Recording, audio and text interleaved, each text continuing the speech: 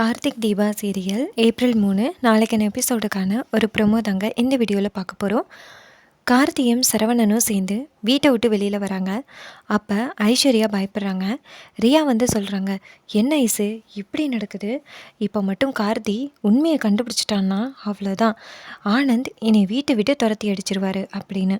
அதுக்கு ஐஸ்வர்யா சொல்கிறாங்க, இங்கே பாரு ரியா, பயப்படாத, கண்டிப்பாக அந்த ரவுடிங்க நம்ம பேரை சொல்ல மாட்டானுங்க அப்படின்னு. அதுக்கு ரியா சொல்கிறாங்க, உனக்கு என்ன கவலை, இந்த வீட்டோட 2வது மருமக, நீ இந்த வீட்டை விட்டு போக வேண்டிய அவசியம் கிடையாது. நான் இந்த வீட்டில் மருமகளாக என்ன அப்படிங்கிறதே ஒரு சந்தேகமாக இருக்குது.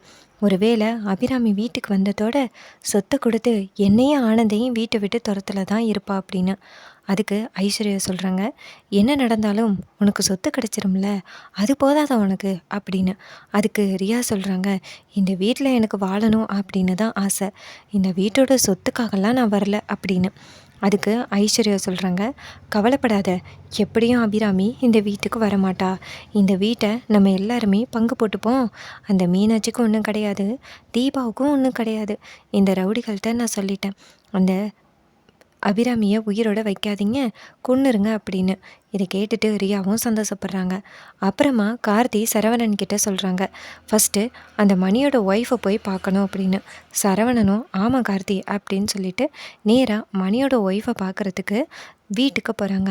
அங்கே போய் பார்த்தா அந்த அம்மாவை காணும். அப்போ பக்கத்தில் உள்ளவங்க கிட்ட விசாரிச்சா பிரசவ வலி அப்படின்னு ஹாஸ்பிட்டலில் அட்மிட் பண்ணியிருக்காங்கன்னு சொல்கிறாங்க. உடனே கார்த்தி சொல்கிறாரு, சரி நம்ம போயிட்டு அவங்க சொல்கிற ஹாஸ்பிட்டலில் பார்க்கலாம் அப்படின்ட்டு 2 பேருமே சேர்ந்து ஹாஸ்பிட்டல் போகிறாங்க.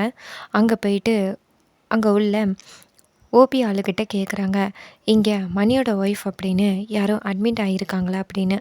அதுக்கு அந்த அம்மாவும் அட்ரஸை கொடுக்குறாங்க. போலீஸும் கார்த்தியும் சேர்ந்து நேராக அந்த வார்டுக்கு போகிறாங்க. அங்கே போய் பார்த்தா மணியோட ஒய்ஃப் அட்மிட் ஆகியிருக்காங்க. அப்போ மணியோட ஒய்ஃப் பயந்து, என்ன சார் ஆச்சு அப்படின்னு கேட்க, அதுக்கு சரவணன் சொல்கிறாரு, அபிராமியோட ஃபோட்டோவை காமிச்சு, இவங்க தான் இந்த கார்த்தியோட அம்மா, இவங்கள உன்னுடைய ஹஸ்பண்ட் ரீசெண்டாக கடத்திட்டாங்க, நீ மட்டும் அவங்க எங்கே இருக்காங்கன்னு சொல்லிட்டேன்னா உன்னையும் உன் புருஷனையும் விட்டுருவோம், இல்லைன்னா உன் புள்ள அப்பா இல்லாமல் அனாதையாக வளரும் அப்படின்னு. இதை கேட்டுட்டு அந்த அம்மா பயப்படுறாங்க. என்ன சார் இப்படி மிரட்டுறீங்க, என் புருஷன் எங்கே இருக்கான்னு நான் சொல்லிடுறேன் அப்படின்னு சொல்ல, அதுக்கு கார்த்தி சொல்கிறாரு, அதெல்லாம் சொல்ல வேணாம், அவரை மட்டும் இங்கே வர வச்சா போதும் அப்படின்னு.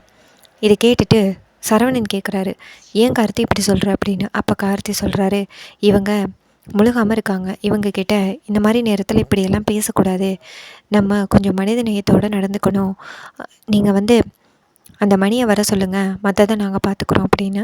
அதுக்கு அந்த அம்மா சொல்கிறாங்க, அவரை எதுவும் பண்ண மாட்டீங்க அப்படிங்கிற நம்பிக்கையில் நான் அவரை வர சொல்கிறேன் அப்படின்னு சொல்ல, கார்த்தியும் சரி அப்படின்னு சொல்லிட்டு அந்த அம்மாவை ஃபோன் அடிக்க சொல்கிறாங்க. அந்த அம்மா நேராக மணிக்கு கால் பண்ணி, என்னங்க,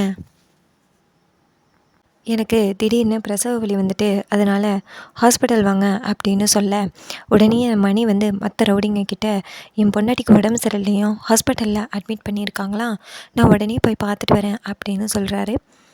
அதுக்கு அந்த ரவுடிங்க சொல்கிறாங்க, இங்கே பாரு, கார்த்தி சுற்றி வளைச்சிட்டான், அவன் நம்மளை ஈஸியாக கண்டுபிடிச்சிருவான், அதனால் கொஞ்சம் பாதுகாப்பாக போ அப்படின்னு சொல்ல, அந்த ரவுடியும் சரி அப்படின்னு சொல்லிட்டு நேராக ஹாஸ்பிட்டல் கிளம்புறான். அதே நேரத்தில் ஐஸ்வர்யா கால் பண்ணுறாங்க. கால் பண்ணி, இங்கே பாருங்கள், அந்த கார்த்தி உங்களை வெளியில் வர வைக்கிறதுக்கு என்ன வேணாலும் பண்ணுவான், அதனால் கொஞ்சம் பாதுகாப்பாக இருங்க அப்படின்னு. அதுக்கு ஒரு ரவுடி சொல்கிறான், இது மாதிரி மணியோட ஒய்ஃபுக்கு பிரசவ வலி அப்படின்னு அவன் ஹாஸ்பிட்டல் போயிட்டான் அப்படின்னு. இதை கேட்டுட்டு ஐஸ்வர்யா திட்டுறாங்க, என்னடா இப்படி முட்டாள்தனமாக பேசுகிறீங்க, கார்த்தி இந்நேரம் கண்டுபிடிச்சிருப்பானே அப்படின்னு. இந்நேரம் நீங்கள் இருக்கிற இடத்த கண்டுபிடிச்சிருப்பான் அப்படின்னு சொல்லி திட்ட, அதே நேரத்தில் அந்த மணி ரவுடி நேராக ஹாஸ்பிட்டல் வராங்க.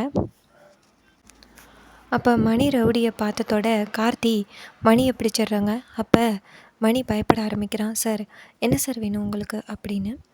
அதுக்கு அந்த ரவுடி சொல்கிறத கேட்டுட்டு கார்த்தி சொல்கிறாரு, நீ தானே எங்கள் அம்மாவை கடத்தி வச்சுருக்க, நீ மட்டும் உண்மையை சொல்லலைன்னா உன்னை சும்மா விட மாட்டேன் அப்படின்னு.